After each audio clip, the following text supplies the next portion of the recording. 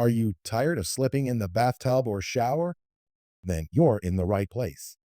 Our bathtub non-slip solution is fast and easy to apply. Let's show you how. First, clean the surface thoroughly using a bathroom cleaner and brush to remove soap scum, grease, and dirt. Lightly sand the area with the provided sandpaper to help the coating stick. Rinse with water and let it dry completely.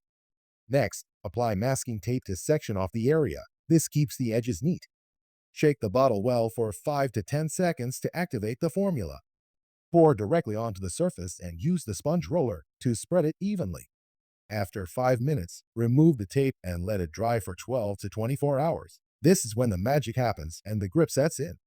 To clean, use our cleaner and maintainer or a non-abrasive cleaner. Avoid anything with acid or alcohol. Thank you for trusting us to protect what matters most. For your fall prevention products, visit slipnomore.com.